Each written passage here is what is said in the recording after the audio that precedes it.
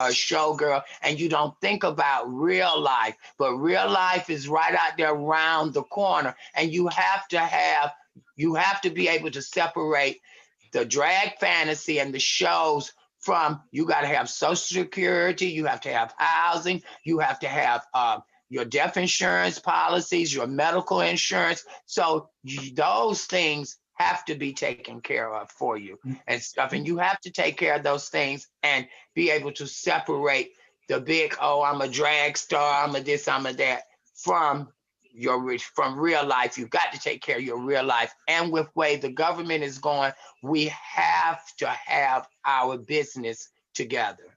Yeah. You know, it's funny when you said that you have to have the business together. It's a shame because most drag performers who um, receive some sort of success in our business, Right. there's very few that receives the ultimate success in our business.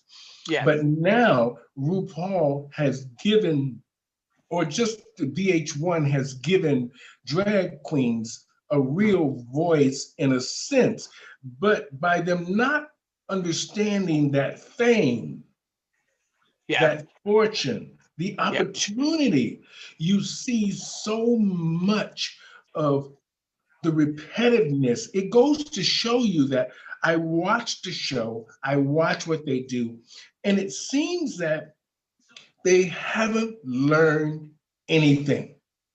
Because they are so young, most of the ones that are on there, they're very talented. This new generation, like the Bible says, they will be more wickeder, they might be a little wiser, but when it comes to stuff, they are so talented, but they're so like they know everything. Hmm. And I'm not saying that's all of the new generation, because there are some out there that are so grateful and so humble. To me, the best thing or the best advice I could give to any new entertainer or new person coming out, yes, you have talent. Yes, you might have a good look, but you have to realize that there are people that paved the way that do know a little bit more than you. Even me at 60, I'm not too old to learn from nobody. See, tonight I had to learn how to get on this Zoom. You know what I'm Hmm. saying? So you should be open to listen to people, even if you take their advice or not. But do not feel humility takes you some of everywhere. Humility will take you a lot of places. Hmm. Now, Paula, I've been thinking about this a lot. And I thought to myself, the pandemic is good and bad at the Mhm, same time. mhm. I think, in terms of the pandemic, it's now given us an opportunity to talk to directors, producers, Right, singers, be in people's homes we would normally never be able to talk to or get right. their attention. And for the drag community, that has such a powerful voice now. Even though we say with RuPaul, but they had a powerful voice back in the days. They just Yeah. didn't know how to use that avenue. And for Mhm. some reason, RuPaul figured it all out. Yeah. Now, or was But just very lucky. can I tell you one thing though? Even before RuPaul, there were so many transsexual girls passing in the Mhm, business also, mhm, and everything. And I think that even film has given the TS transsexual girls a lot of outlet too, like um through like Alexandra Billingsley and them, and Laverne mhm, Cox through film, and Candice Kane has been on film mhm, and stuff. And I think so now is the film market has gotten very relaxed with, because usually they would put someone, when they had a person portraying a female impersonator, it would always have to be somebody you can say, oh, this is just like a dude dressed up, or even though, back in the day with Flip Wilson and stuff, you know what I'm saying, who was very good mhm. at Geraldine, not putting down Flip Wilson now or nothing. But nowadays it's beginning to get a little bit more mainstream, and I might Mhm. have to give RuPaul a checkpoint for at least putting it out there for the people. even though I don't personally agree, and I've known RuPaul for years from in Atlanta. I know him personally. I knew when he first started as a punk rocker, when she used to tape up her high heels because her feet was too big to wrap around, when she was in the band with the wee wee pole and everything. We all worked at a bar called Weekends in Atlanta.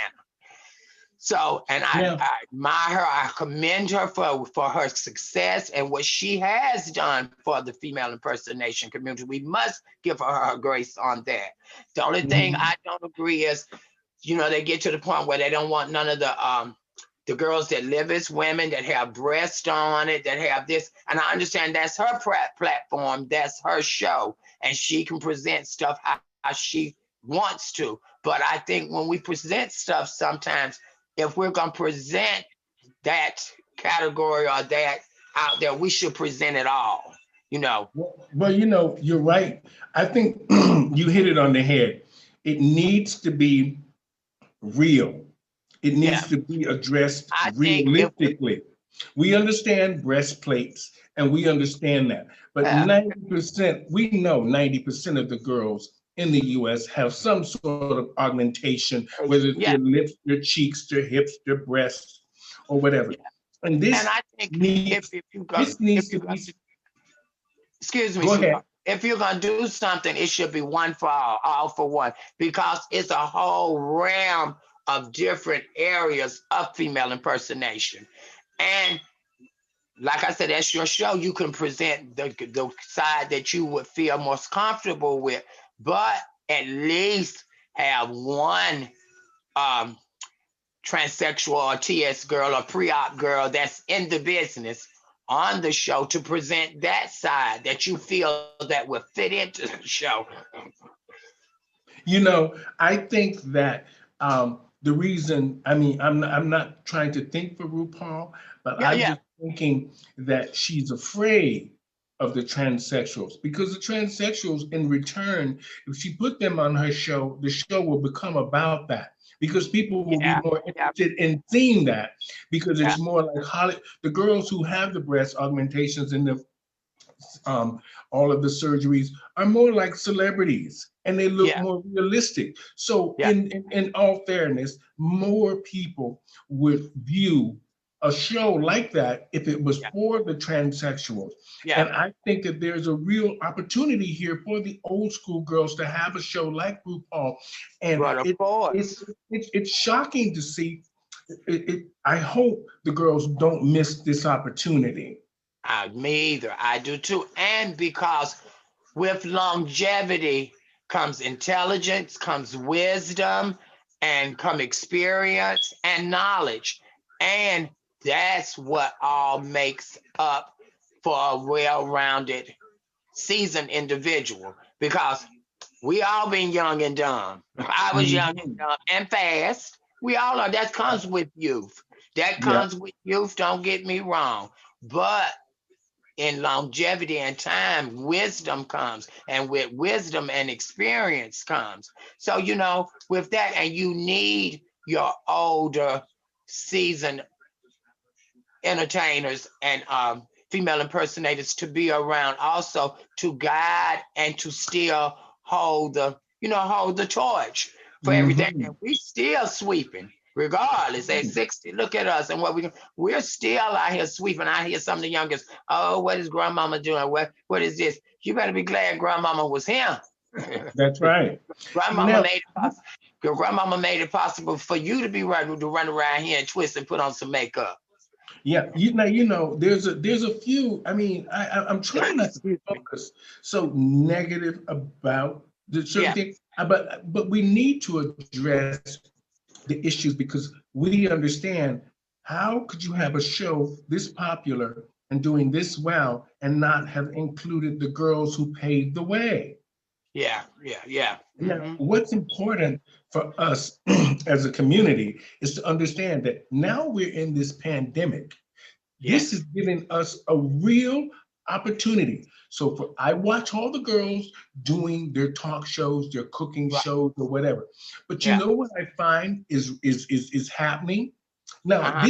this is how smart RuPaul is, and is Mhm. how he is looking at the old school girls. The old Right. school girls now have started to rely on old school and not keeping up the real fight.